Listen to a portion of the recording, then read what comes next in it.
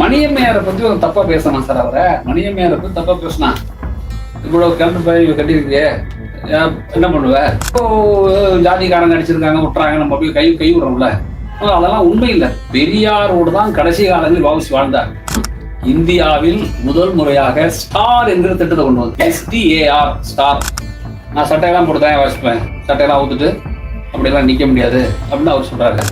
நிறுத்தினா எல்லாம் வீட்டுக்குள்ள ரொம்ப பெரியார் எல்லாம் ஓடி வர்றாங்க. வந்து கல்கி வந்து அப்படியே கையை பிடிச்சிட்டு பெரியார, இல்லையா நீங்க என்ன வாங்கயா இல்லையா? இல்ல கல்கி ஞாபகம் இருந்துச்சு, வரணும்னு நினைச்சேன் ஆனா வரல. இல்லையா அது எவ்வளவு பெரிய மனுஷன்லாம் வந்தாங்க, கவர்னர்லாம் வந்திருந்தாரு.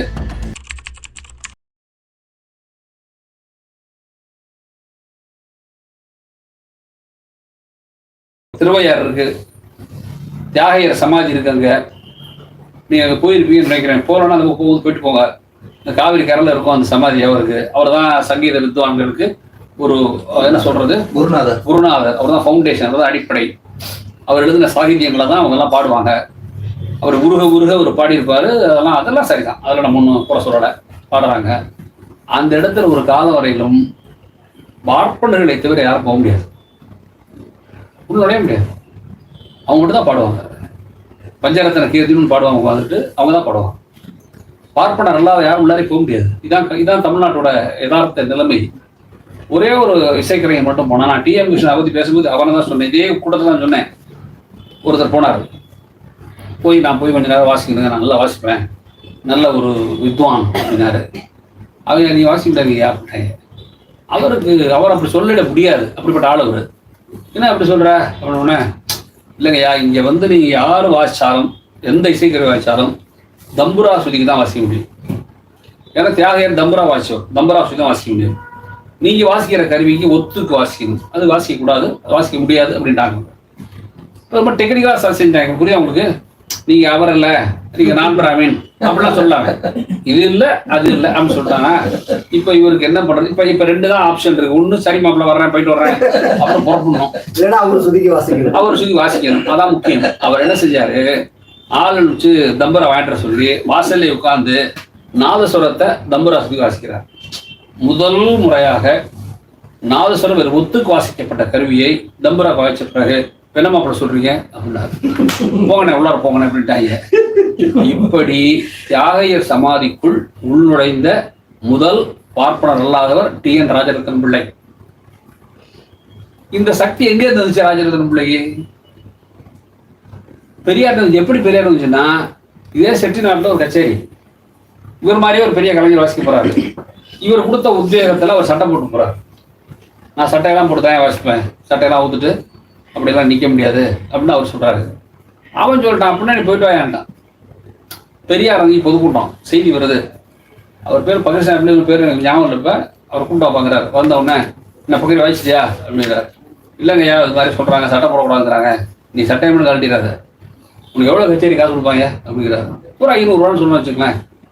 அந்த 500 ரூபா அவன்கிட்ட கொடு சொல்றாரு. நீ பணம், நீ நல்லா புரிஞ்சுங்க, ஒரு கலைஞருக்கு பணம் இருந்தா தானே சார் சோறு. அவன் எதுக்கு வாசிக்கிறான்? உங்களை கலையை வளர்த்து உங்களுக்கு காப்பாத்தவா? சோறு தான் வாசிக்கிறான்.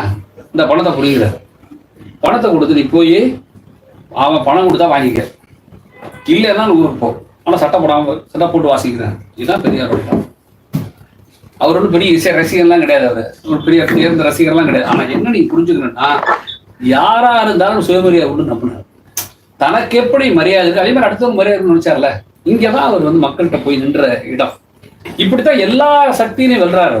நீங்க எழுத்தாளர்கள் இப்படிதான் நடத்தினது. இன்னொன்னு சொல்லிட்டு போன வைக்கிறேன் உங்களுக்கு. அவருடைய பண்பு இருக்குல்ல, நீங்க வஉசியுடைய செப்டம்பர் எல்லாம் மாலை போடுறாங்க இல்லையா, நம்ம ஊர் சிலைய எல்லாம் போடுறாங்க இல்லையா, நம்மெல்லாம் போகணும்.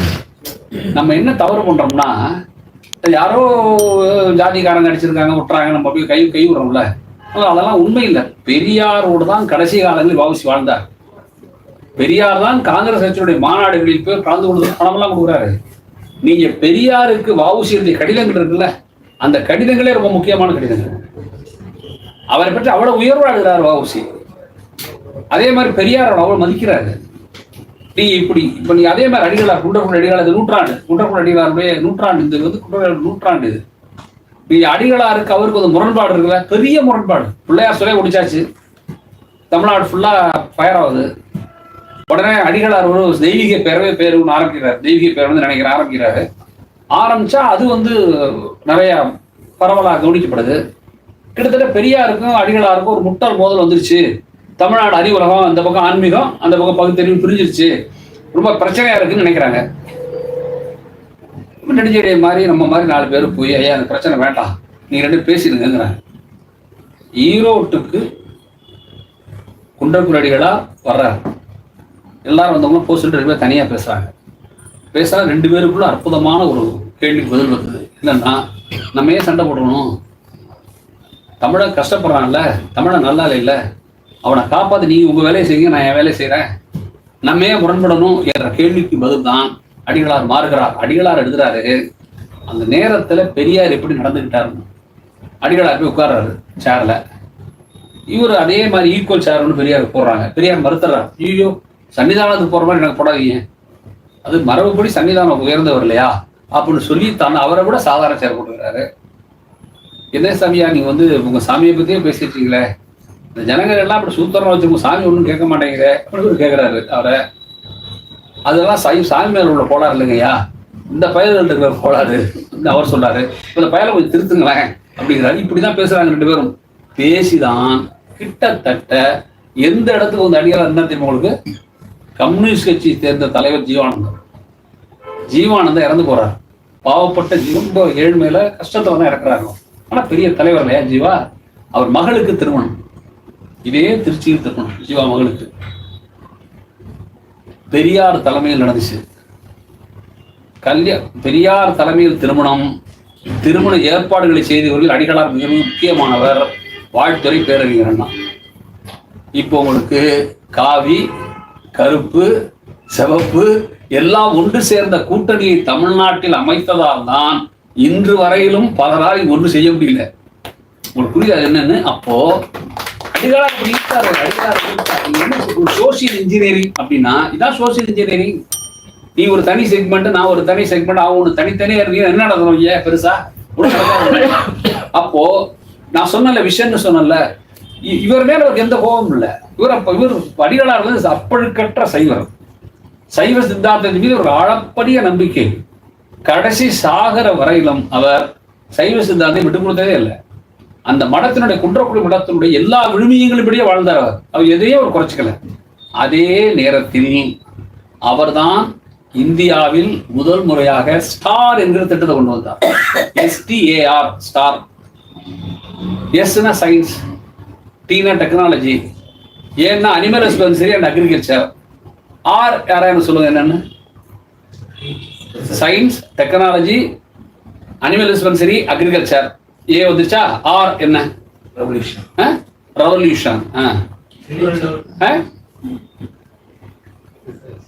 R religions. ஆர் ரிலீஜன், அதாவது அறிவியல், தொழில்நுட்பம், வேளாண்மையோடு மதம், ஆன்மீகம் கலக்கும் போது மட்டும்தான் அது மக்களுக்கு பயன்படும் என்று பேசியவர் அடிகளார். இந்த இடத்துக்கு சேர்ந்தது இருக்குல்ல, அவர் மார்க்சியத்தின் ஏராளமான நம்பிக்கையோடு இருந்தார்.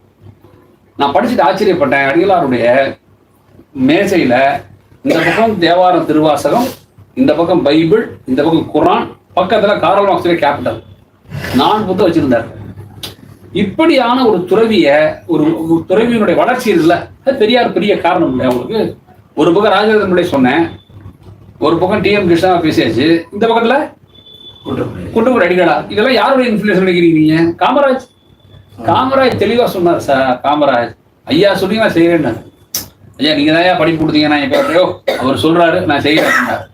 காமராஜ் மீது பெரியார் இருந்த பற்று இருக்குல்ல, ஒரு அற்புதமான நிகழ்ச்சியோட கேசட்ல இருக்கு. விருதுநகர்ல தேர்தல், சீனிவாசன் நிற்கிறார், மாணவர் தலைவர் சீனிவாசன் நிற்கிறார், எய்த்து காமராஜ் கேண்டிடேட்டு. என்ன பண்ணாங்க, இந்த கட்சியில் ஒரு போஸ்ட் அடிச்சு விட்டாங்க. இந்த சீனிவாசன் ஆதரிச்சு அவர் மாணவர் தலைவர் இந்திய எதிர்ப்பு போராட்டத்தில் பெரியாடு. அவர் ஆதரிச்சு கவிஞர் காமராஜன் பேச வந்தார். நல்லா புரிஞ்சுங்க, சீனிவாசன் கேண்டிடேட் DMK ஆதரிச்சு பேச காமராஜ் வர்றாரு. நம்ம பையனுக்கு போஸ்ட் போட்டாங்க, இன்று நம்மூரில் படித்த காமராஜன் பேசுவான் அப்படின்னு. புரிஞ்சிருச்சுல உங்களுக்கு? எழுதி நிக்கிறவரை தட்டுறாங்க தலையில அர்த்தம். இன்று நம்ம ஊரே படித்தா காமராஜ் போஸ்ட் அடிச்சாங்க. பெரியார் அடுத்த நாள் காமராஜ் ஆயிடுச்சு பேச வர்றாரு. ஐயா அவர் 10 வருஷத்துக்கு முன்னாடி என்னுடைய சீரியல் சொல்லியிருக்காரு. போய் ஐயா அப்படின்னா என்னன்னாரு, இந்த மாதிரி போஸ்டர் இருக்கு பார்க்குறாரு. படிச்சு சரியா தான் நடிச்சிருக்காங்க. லூஸ் ஆயா நீப்போ கண்ணு கெட்டு போச்சு. அவங்க என்ன அடிச்சிருக்காங்க அப்படின்னாரு. என்ன அடிச்சிருக்கான், இந்த மாதிரி படித்த காமராஜன் பேசுவான்னு போட்டுருக்காங்க. சொன்னாரு எல்லாம் சரியா தான் இருக்கு, 2 வார்த்தையை மட்டும் சேர்க்க சொல்லுனார். என்னன்னாங்க, படிக்காத காமராஜன் கட்டிய பள்ளியில் படித்த காமராஜன் பேசுவான்.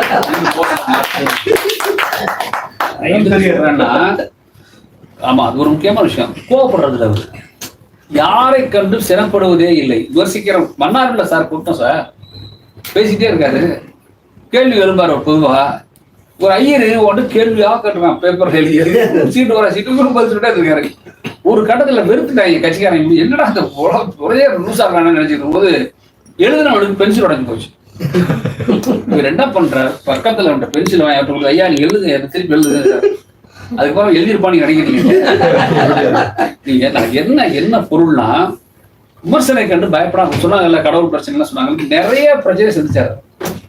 மணியம்மையாரை பத்தி ஒரு தப்பா பேசினான் சார். அவரை மணியம்மையாரை பத்தி தப்பா பேசினா, இவ்வளவு கண்டு போய் கட்டிருக்கீங்க என்ன பண்ணுவ, வந்தா கூட்டிட்டு போட்டாரு. இதே என்ன கேட்கிற அந்தமா கல்யா போய் வந்தா கூட்டிட்டு போட்டார் சார் அவரு. அதாவது என்ன அர்த்தம்னா, இதெல்லாம் எந்த பிம்பத்தையும் வச்சுக்கிறது இல்ல. மனைவிங்கிற பிம்பம், கற்புங்கிற பிம்பம், அல்லது கடவுளுங்கிற பிம்பம், எந்த அவர் மொழி, மதம், சாதி, இனம் எல்லாம் என்ன செய்யுன்னு சொன்னார் அவரு, சாவதி காப்பாற்றுன்னு சொன்னார். சாதி காப்பாற்றுகிற மொழி, சாதி காப்பாற்றுகிற மதம், சாதி காப்பாற்றுகிற ஆன்மீகம், கடவுள்னார்.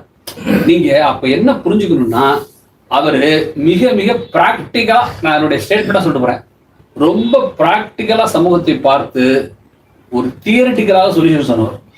பிராக்டிக்கலா பாக்குறாரு சமூகத்தை, ஆனா தியரிட்டிக்கலா பதில் சொல்றாரு. அது எங்க வெளிப்படுது அப்படின்னா, அவர் கடவுளுக்கு சொன்ன விளக்கம் இருக்குல்ல, கடவுளுக்கு 1000 விளக்கம் சொல்லிருக்காங்கல்ல. எனக்கு தெரிஞ்சு கடவுளுக்கு கல் முதலாளின்னு சொன்னது அவ்வளவுதான். நீங்க முதலாளி என்ன செய்வான், சுரண்டுவான். உழைப்பாளிகிட்ட சுரண்டி தானே பணம் சேர்க்கிறான். அதை சுரண்டல் தானே, எக்ஸ்ப்ளாய்டேஷன் தானே அது. அவர் என்ன சொன்னார்னா, நம்ம ஊர்ல கடவுள் பெரிய சுரண்டல்காரன், அவன் பேரால தான் எல்லா சுரண்டலும் நடக்குது. அப்ப கடவுள் ஒரு கல் முதலாளி என்று ஒரு சொல்லிட்டு போறார். நீங்க கொஞ்சம் இன்னும் கொஞ்சம் அழுத்தமா சொல்றதுன்னா, கிராம்சின்னு சொல்லி ஒரு பெரிய பிலாசபர், ஒரு கம்யூனிஸ்ட் இருக்கான், Italy communist. Karl Marx, Friedrich Engels, Lenin, Mao, இந்த கேட்டகரியில லேட்டஸ்டா வந்தது அவர் கிராம்சின்னு பேர். அவர் ஒரு அவருடைய தியரி முக்கியமானது என்னன்னு கேட்டா, பண்பாட்டு ரீதியான சுரண்டல் இருக்குல்ல, நீங்க தொழிலாளி மூலதனம் போட்டு சுரண்டல் இருக்குல்ல, அது ஒரு வகையான சுரண்டல்னா, பண்பாட்டு ரீதியாக மக்களை சுரண்டல் இருக்குல்ல, அது ஒரு சுரண்டல்ங்கிறத அங்கீகரிச்சு அந்த சுரண்டல் எப்படி நம்ம சந்திக்கணுங்கிறத பத்தி உலகத்துக்கு சொன்ன ஒரு பெரிய அறிவாளி. அவன் அறிவாளிகளை பத்தி 2ஆ பிரிக்கிறான். உலகத்தில் உள்ள அறிவாளிகளை எப்படி 2ஆ பிரிக்கிறான்னா, ஒருத்தன் ட்ரெடிஷனல் இன்டலெக்சுவல்ஸ், மரபு ரீதியான அறிவாளிகள் ஒருத்தன், இன்னொருத்தன் ஆர்கானிக் இன்டலெக்சுவல்ஸ், மரபை மீறின அறிவாளிகள்னு வேற ஒரு செட்டப் பிரிக்கிறான். அவருடைய பார்வையில இந்த மரபான அறிவாளிகள் தான். இப்ப நம்ம ஊர்ல ஒரு ப்ரொஃபஸர் இருக்காரு, பிரமாதமா ஒரு விஷயம் பேசுறாருன்னா அறிவாளி தான் இல்லைங்களா? அறிவாளி தான். ஒரு பெரிய பாடகன் இருக்கிறான், நல்லா பாடுறான், அறிவாளி தான். நம்ம ஊர்ல சிறந்த பேச்சாளர் இருக்கிறான், வயிறு வலிக்க சிரிக்க வைப்பான், அறிவாளி தான். ஆனால் அவனால் சமூகத்தில் எந்த மாற்றமும் கிடையாது. ஆர்கானிக் இன்டலெக்சுவல் இருக்கான் பாருங்க, அவன் என்ன செய்வான்னா மரபை உடப்பான், சமூகத்தை கேள்வி வைப்பான். அவனாலதான் சமூகம் மாறுதுன்னா, ஆர்கானிக் இன்டலெக்சுவல் உலகத்தை மாற்றிருக்காங்கிறது கிராம்சியினுடைய ஒரு வாதம். அந்த வாதத்தை நீங்க பிக்ஸ் பண்ணீங்கன்னா கொண்டாந்து தமிழ்நாட்டுல பெரியார் அப்படியே உட்காரு. அதனாலதான் என்ன சொல்லுவேன்னா, என்னுடைய பார்வையில பெரியார் தான் தமிழ்நாட்டின் இந்தியாவின் சிறந்த மார்க்சிஸ்ட். ஏன் எப்படி சொல்லுவேன்னா, மார்க்சியம் என்பது சுரண்டலுக்கு எதிரான தானே. உண்மையாகவே இருக்கிற தத்துவங்களில் மார்க்சியம் என்பது ஒரு அறிவியலான தத்துவம், அதை நீங்க மறந்துடாதீங்க. அந்த அறிவியலான தத்துவம் சுரண்டல், எக்ஸ்ப்ளாய்டேஷன் எதிராக தானே சொல்லுது. அந்த எக்ஸ்ப்ளாய்டேஷன் என்பது மதம் ரீதியாக, சாதி ரீதியாக, கடவுள் ரீதியாக நடந்தால் அதை எதிர்ப்பது என்பது தானே சுரண்டலுக்கு எதிரான வாதம். அது மிக தெளிவா பேசணும் ஒரு பெரியாராச்சே. அதனாலதான் தமிழ்நாட்டுல பெரியார் இருக்க இடத்துல நீ பெரியார்மன் சொல்லிட்டே இருக்க தவிர எவ்வளவு நாளைக்கு காப்பாற்ற போறோம், அது என்ன நடக்க போகுது நமக்கு தெரியாது. ஆனால் ஓரளவு நம்ம தான் பாதுகாத்து நினைக்கிறோம் இல்லையா, அதை நோக்கி பயணப்படுவதற்கு ஏராளமான உரங்கடி செய்தவர் தந்தை பெரியார். பெரியார் என்கிற மனிதர் என் பார்வையில் மிக மிக நிறைவா சொல்லிட்டு போறேன், பண்பாடு நிறைந்த மனிதர். பண்பாட்டின் உச்சமா இருந்தவர் நான் சொல்வேன், திரும்பி சொல்ல பண்பாட்டின் உச்சமாக இருந்தவர். நீங்க எனக்கு ஒரு நிகழ்ச்சி அவரை பத்தி படிச்சேன், எனக்கு ரொம்ப பிடித்த நிகழ்ச்சி அது. என்னுடைய ஒளிநாடாவில் இருக்கிற தொலைக்காட்சியில் சொல்லியிருக்கேன். கல்கி ராஜாஜியோட சீடர். நம்ம கல்கி பொன்னியின் செல்வன் சொன்னா தெரியும். இப்போ கல்கி ராஜாஜியோட சீடர். இன்னும் சொல்ல போனா ராஜாஜியுடைய சீடர். அவர் பொண்ணு கல்யாணம், பத்திரிகை கொண்டு போய் எல்லாரும் வைக்கும்போது பெரியார் வைக்கிறார். எல்லாம் கல்யாணம் ஜெய நடக்குது, பெரியார் போகல கல்யாணம். நல்லா ஞாபகம்லாம் இருக்கு, ஆனா போகல. இவரும் அதை பத்திக்கு விட்டாரு. சாயந்தரம் எல்லாம் கல்யாணத்துக்கு வீட்டுக்கு வந்த சொந்தக்காரெல்லாம் போயிட்டான். சும்மா ஒரு நெருங்கின சொந்தக்காரன் மட்டும் 5 பேர் 10 பேர் இருக்கான். இவர் ஜீப் எடுத்துக்கிட்டு நேராக போய் கல்கி வீட்டில் காரம் எடுத்துறாரு. நிறுத்தினா எல்லாம் வீட்டுக்குள்ள ரொம்ப பெரியார் எல்லாம் ஓடி வர்றாங்க. கல்கி அப்படியே கையை பிடிச்சிட்டு பெரியார, இல்லையா நீங்க என்ன வாங்கயா இல்லையா, ஏன் காலையில நீ கல்யாணம் வரல அப்படிங்கிறார். நல்ல கவனிய, ஏன் வரல அப்படிங்கிறார். இல்லை கல்கி ஞாபகம் இருந்துச்சு, வரணும்னு நினைச்சேன் ஆனா வரல அப்படிங்கிறார். என்னையா அது எவ்வளவு பெரிய மனுஷன்லாம் வந்தாங்க, கவர்னர்லாம் வந்திருந்தாரு, அதனாலதான் வரலன்னு இருப்பாரு. கவர்னர்லாம் வந்திருந்தாரு, எல்லாம் வந்தாங்க, நீ வராம போயிட்டீங்களே அப்படின்னு சொல்றாரு. எவ்வளவு பண்ணு பாருங்க. நான் வந்திருப்பேன், நான் வந்தா நீ என்ன முதல்ல உட்கார்றப்பேன் வரிசையில, நான் கருப்பு சட்டை போட்டிருக்கேன், நீங்க ஐயூர் காலுங்க மூணு பொம்பளைங்கள்லாம் என்ன நினைக்கும், தாலி கட்டுற நேரத்துல ஒரு கருப்பு சட்டை போட்டு உட்காந்துருக்காங்க, அசூசியா இருக்க நினைப்பாங்கல்ல, பாவம் பொம்பளைங்க ஏயா கஷ்டப்படுத்திட்டு அதனாலதான் வரலைங்கிற சொன்ன உடனே கல்கி ஆடி போயிடுறாரு. அந்த நேரம் ஒரு அம்மா ஐயூர் நம்ம வெளியில வருது. பார்த்தா ஒரு ஆட்சி கட்சி நாள் நல்லா இருப்பார்லாம் பெரியாரு. நீ ஒரு போட்டோ இருக்கு, பெரியார உட்கார வச்சு மணியம்மை குளிப்பாட்டுற போட்டோ, ஒரு போட்டோ இருக்கு. பெரியார் உட்காந்துருப்பாரு, மணியம்மை ஒரு குளிப்பாட்டுவாங்க, உடம்புல சட்டை போட்டுக்க மாட்டாரு, தங்க மாதிரி மின்னுவாரு, அப்படி உடம்பு அது. அந்த அம்மா பார்த்தா அவர் தாடி வச்சுட்டு வெள்ளையா ஒரு ஆள் வந்து உடனே சாமி யாரும் அந்த அம்மா முடிவு பண்ண போய் துணூரத்திட்ட கொண்டு சாமி பிள்ளைகளுக்கு ஆசீர்வாதம் பண்ணுங்க அப்படின்னு. இவர் கொஞ்சம் கூட கவலைப்படாம துணூர் எடுத்து வச்சுடுவாரு. இதை ஒரு போட்டோகிராஃபர் என்ன பண்ணுவாங்க, சக்கு சக்கு சக்கு அமைச்சர் பெரிய இது இல்லை, பெரியார் துணூர் வைக்கிறாரு, சாதாரண அட்ரா அடிச்சிருவாங்க, அடிச்சு ராப்பர் ரெடி பண்ணுவாங்க. அடுத்த வாரம் கல்கி ராப்பர் பெரியார் துணூர் வைக்கிறது. எடிட்டர் தான் கடைசியில போவோம் இந்த பேப்பர் ஃபைனல் பண்றது. கல்கி பார்த்துருக்காரு, ஓ என்னடா அது சாமி ஓட்டம்னா பிச்சுட்டு போவோம், பெரியார் துணூர் புதுசான்னு இருக்கான். அவர் சொல்லி அப்புறம் கல்கி ஒரு நல்ல மனுஷன் பாரு, ஏன்னா அவர் கொள்கையெல்லாம் விட்டுவிட்டு நம்ம வீட்டு பொம்பளை ஏதோ மரியாதை நீட்டிட்டா, அதை வேஸ்ட் பண்ணக்கூடாது, பாவம் குண்டோட மீன் சொல்லி பூசி விட்டுருக்காரு, அதை போய் பத்திரிகையில போடுறீங்க போடா அப்படின்ட்டா. என்ன தமிழ்நாடு ஆச்சரியம் வேதனையா இருக்குன்னா, ஒரு பக்கம் தான் கொள்கையெல்லாம் கூட அப்புறம் வச்சுக்கலாம், ஒரு பொம்பளை பாவம் அப்படின்னு நினைக்கிற மனுஷனே தலைவர். ஒரு செய்தி கிடைச்சிருச்சுன்னு எதையும் போடலாம்னு நினைக்காத ஒரு பத்திரிகைக்காரன் பக்கத்துல இருந்தான். இப்படி இருந்துச்சுங்க தமிழ்நாடு. நம்ம நாசம் பண்ணி வச்சிருக்கோம்ல தமிழ்நாட்டு அரசியல், ஆன்மீக சகலம் நாசமா கிடக்கல. ஆன்மீகத்து கூட எதிரி இல்லை, ஆன்மீகம் ஒன்றும் குற்றமல்ல, அது ஒரு பக்கம் இருக்கத்தான் செய்யும், அதுக்கு ஒன்றும் பண்ணலாம் பழட முடியாது. ஆனால் அதை வச்சு இங்க பிசினஸ் பண்றாங்க பாருங்க, அரசியல் பண்றாங்க பாருங்க, அதுதான் இன்னைக்கு நமக்கு இருக்கிற பெரிய சிக்கல். இந்த அத்தனை விஷயங்களுக்கு பெரியார் ஒரு பெரிய புள்ளி. அந்த வகையில் யாவரும் கேடி ஒரு வாய்ப்பை தந்தமைக்கு நெஞ்சால் நன்றி சொல்லி விடைபெறுகிறேன்.